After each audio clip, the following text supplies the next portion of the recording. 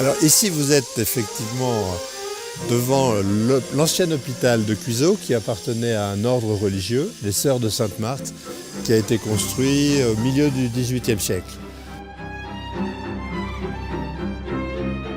Et puis il se trouve qu'il y a une aile du bâtiment qui a été construite, je crois, 100 ans après, qui au départ était une écurie, qui était sur un niveau.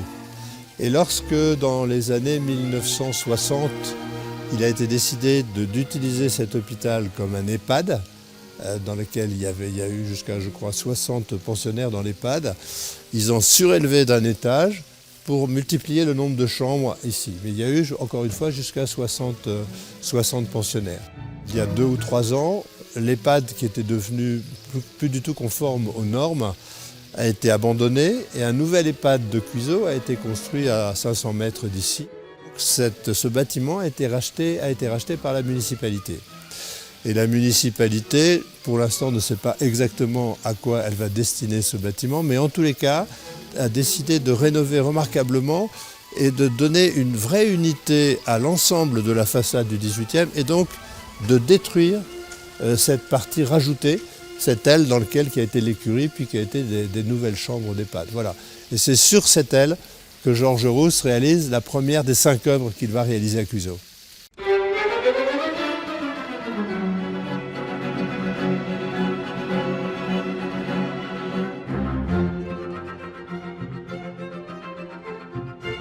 Je suis venu, j'ai passé une journée, j'ai vu différents endroits ici à Cuiseaux et à partir de ces photos, quand je suis rentré dans mon atelier, j'ai commencé à imaginer des projets.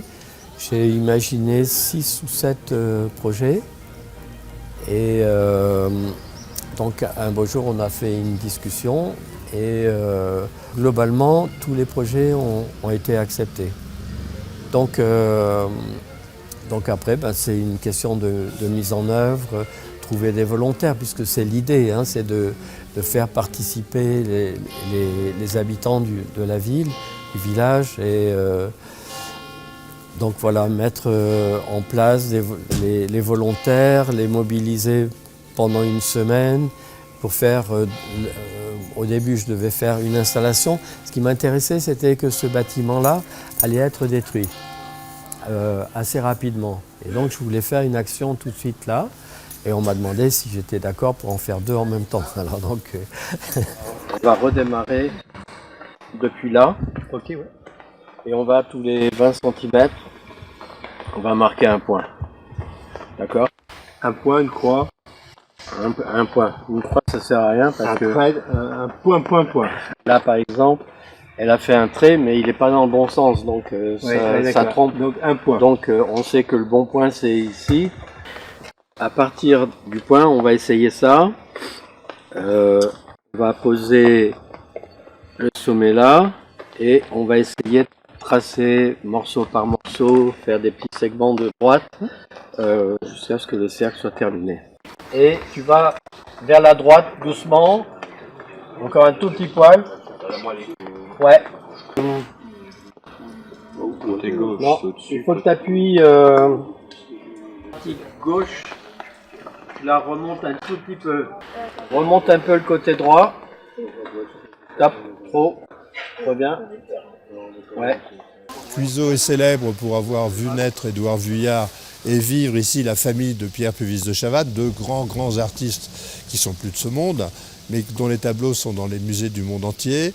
Et depuis, on invite des artistes contemporains très célèbres qui font la gentillesse de venir dans notre petite commune, qui d'habitude sont plutôt exposés à Beaubourg ou en tous les cas dans les très grandes villes comme Lyon, Marseille, Bordeaux, etc. Mais pas du tout dans une commune de moins de 2000 habitants.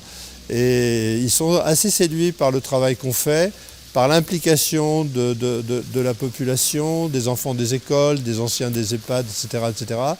Et donc, il se trouve qu'on a un très bon ami, André Siegel, qui est d'ailleurs dans le groupe qui travaille, qui lui-même est dans l'art contemporain depuis une 40aine d'années et qui a un réseau de relations formidable. C'est vrai que maintenant, il y a une certaine fierté à participer pour ces artistes de très grande notoriété, à participer au Biennale des Arts de Cuiseaux. Et on en est vraiment très fiers.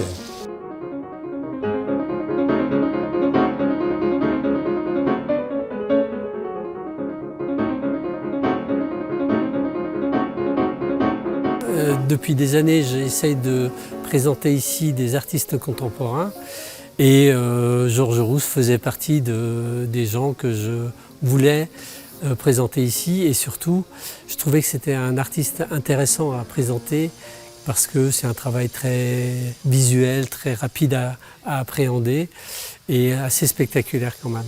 À 99,9%, c'est des œuvres éphémères. De temps en temps, il fait quelques œuvres pérennes, mais c'est très très rare. Et je trouve ça toujours intéressant, tous ces artistes qui font des œuvres éphémères. C'est-à-dire que c'est un instant, c'est un moment, c'est une histoire, et puis on n'a que la mémoire de ces objets, comme Ernest. Je travaille aussi avec un autre artiste qui fait des œuvres un peu éphémères comme ça, c'est Neil Sudo, qui travaille dans le land art. Et je trouve toujours pertinent de faire ce travail éphémère. Ce sont des actions éphémères et des œuvres éphémères, mais pour moi elles ne sont pas éphémères, elles sont figées dans la photographie. Et dans 20 ans, quand je regarde, si je suis toujours là, quand je regarde les photos, elles seront pour moi, mais aussi pour ceux qui m'ont aidé, qui ont participé. Dans 20 ans, ils regardent la photo, mais moi j'ai peint ça, j'ai fait ça, je suis monté sur le toit. Et donc le bâtiment n'existera plus, mais l'idée, son âme sera toujours là à travers la photographie. J'ai même fait plus, puisque j'ai fait des versions blanches et dans la chapelle aussi, puis des versions colorées dans les deux endroits aussi. Donc là, j'ai déjà fait une photo ce matin, mais j'attends que ça devienne un poil plus lumineux. Alors c'est vraiment toujours fantastique les œuvres de Georges, parce qu'on découvre une autre vision du bâtiment, une autre esthétique et surtout la puissance du choix des couleurs fait que ça révèle énormément de choses du bâtiment. Même si ça va être détruit, ça reste un moment fort quand on le fait, quand on le voit, quand on le découvre et quand on le fabrique, c'est toujours incroyable. Et pour tout le monde, pour les gens qui le conçoivent et pour les gens qui le fabriquent. Je suis un peu à l'origine du projet ici et donc forcément j'étais là quand il est venu faire les repérages et tout. Et donc je connaissais à peu près les endroits où il voulait travailler. Et c'est vrai qu'il s'était attardé beaucoup dans ce lieu, sachant que ça avait été détruit, que ça allait être détruit. Et donc il a jeté son dévolu sur ce bâtiment. Parce que ce qui l'intéresse, c'est le côté très éphémère de son travail. Et à partir de là, j'ai à peu près vu comment il voulait voir la chose. Et puis, il y avait d'autres projets dans cet ancien hôpital. Et la chapelle, forcément, ça reste un endroit. J'ai senti qu'il rentrait dans ce lieu parce qu'il y avait une grandeur, une profondeur, une hauteur qui lui permettait vraiment de s'exprimer à fond. Une deuxième œuvre ici dans cet hôpital, c'est dans l'ancienne chapelle qui a été désacralisée. Et donc là, l'œuvre en tous les cas pourra être visible, elle sera visitable pendant la Biennale. Mais un jour probablement que l'œuvre sera détruite et c'est pas l'objet, c'est pas que l'œuvre soit pérenne.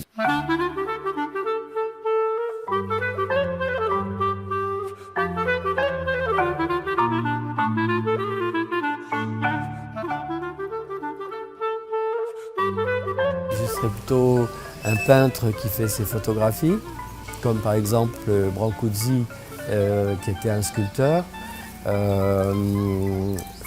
faisait ses propres photographies parce qu'il estimait qu'un photographe avait une autre lecture qui n'avait rien à voir avec et la sculpture et sa propre vision de la sculpture.